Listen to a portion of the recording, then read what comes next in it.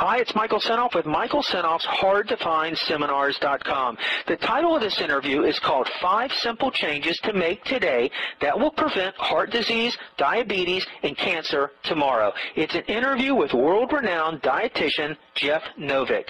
According to Jeff Novick, famous dietitian, author, and health expert, people in the United States spend way too much time and energy hyping early detection as a way to cure disease when the kind of care does nothing to reduce the risk for disease. It just lets you know you have it sooner. However, there are 5 simple lifestyle choices recommended by the World Health Organization that will significantly change your life by reducing your chance for heart disease and diabetes by up to 80% and cancer by 40%. And in this audio interview, you'll hear all about them. You'll also hear why you won't be able to believe the results one grocery store got when they rated the nutrition of their foods. The real reason most and more children have health problems today. You'll learn why Jeff is never surprised when someone falls off a diet, and how the United States is a society gearing itself up for failure on this issue.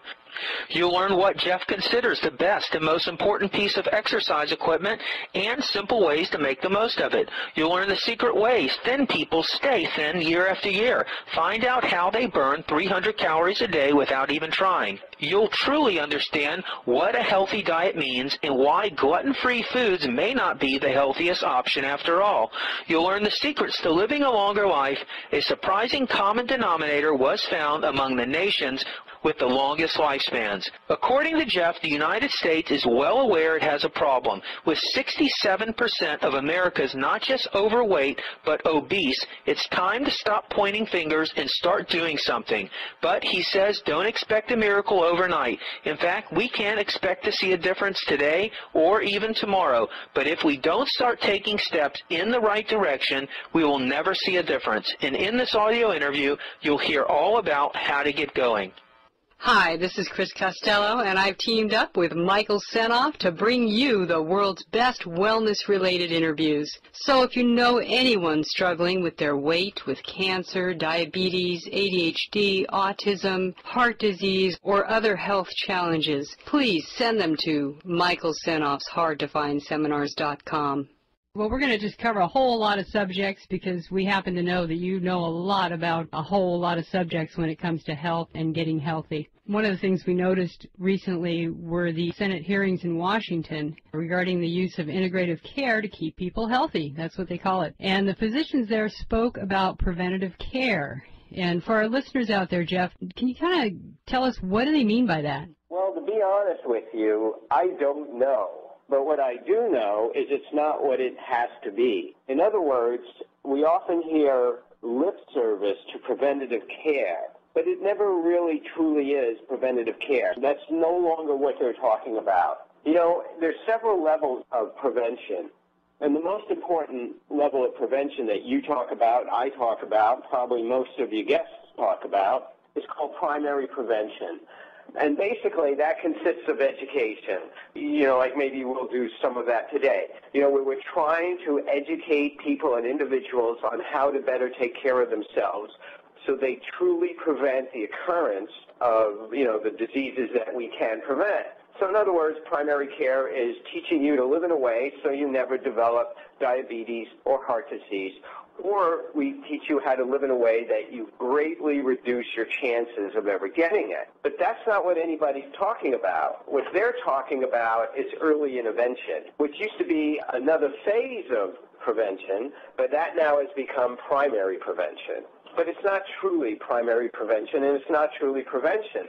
All that is just getting you into the medical system sooner, which doesn't guarantee you any healthier life or healthier outcomes. It just means you become part of the system much sooner. So for me to go in and have earlier interventions or screenings doesn't in any way do anything to teach me how to live a healthier life or how to prevent or reduce my risk for the disease. It just lets me know sooner when I have it. We get huddled into the system, and while I'm not the one to go further into this next area, I know you've had other guests, but getting into the system in and of itself can be a problem because many times, you know, medical tests have errors, and many times we're scared into taking actions which may not be necessary. And as some recent studies have shown, aggressive medical therapy can actually be counterproductive, as was shown in some recent studies on diabetes and heart disease. But those who were aggressively treated actually had higher death rates. So it may not be a system we want to be getting into sooner. What we really want is primary prevention. But the problem with primary prevention, if it's truly done correctly, is unfortunately there isn't a lot of money or profit in it. You know, I don't really have much to sell you. I don't have any products, pills, potions, or machinery, gadgets, tests, or anything like that. What I'm trying to do is encourage you to eat healthy, which if you did it the way I wanted you to, would probably dramatically reduce your costs, your food costs, and simplify them. And I'd want you to be a little bit active. And even to do that, you wouldn't need any fancy systems, equipment, gyms. You know, you wouldn't have to spend thousands of dollars. Basically, you would need a good pair of walking shoes. So true primary prevention is really keeping yourself out of the system. And what these discussions are over are really early intervention and screenings. Well, one of the things I heard him talking about in the hearings on integrative care, they started talking about food. Right now we're marketing to these children all sorts of foods that basically are helping create this crisis that we have. And I think a lot of the problem with this generation, they don't even know what real food is. I mean, a lot of people listening out there, Jeff, you know, what is whole food? What are you talking about? I agree with you that when we hear them use those terms, you know, our ears perk up and we get excited. But just like with primary prevention, it's the same thing. You know, they're not talking about what you and I are talking about. They're talking about, you know, new and improved Kellogg's Corn Flakes. They're not talking about new real food. I mean, if you look at the guidelines that were recently created for snack food in schools, they're terrible. I gave some examples of pure junk food that could pass these guidelines. So you have to look at who's being put in charge of helping create these agendas and guidelines and what their vested interests are. Because many times the food companies are very involved, and, you know, they're not looking to eliminate themselves. Let me give you an example of what I'm talking about, because this is public, and it was all over the news a while ago. And to me, it kind of puts the whole picture in perspective. About a year and a half ago, a big supermarket chain in the Northeast called Hannaford Brothers wanted to come out with a system to help their shoppers figure out easily which foods were the healthiest and which foods weren't. So they created a 3-star rating system, and they went through their warehouse and they rated 28,800 foods. Not everything, but a huge portion of the food in their supermarkets.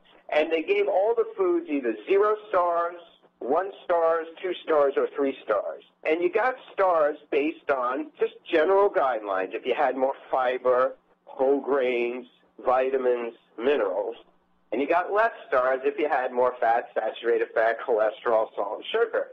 So 1 star was okay, 2 stars was a little better, and 3 was even a little better. So then they went through the supermarket, rated most of their foods, 28,800 of them. And when they were done, only 24% of the food in the supermarket was able to get at least 1 star. When they came out with this as good news. Hi, it's Michael Senoff with HardToFindSeminars.com. Thanks for watching this video. You know, many of my interviews last 30 minutes, 40 minutes, an hour, sometimes even up to 2.5 hours long. They're actual mini seminars, and you've just listened to a short sample of just one of over 117 hours of exciting, hard-hitting, mind-blowing interviews on how to make money in direct mail, advertising, copywriting. I assure you, there is not a resource anywhere on the internet or on the planet that comes close to the free information I provide at HardToFindSeminars.com. So go right now to HardToFindSeminars.com, and you'll have free access to 117 hours of audio interviews with typed word-for-word downloadable transcripts and downloadable MP3 files. Please browse some more of the videos or go right directly to HardToFindSeminars.com. Thanks for watching.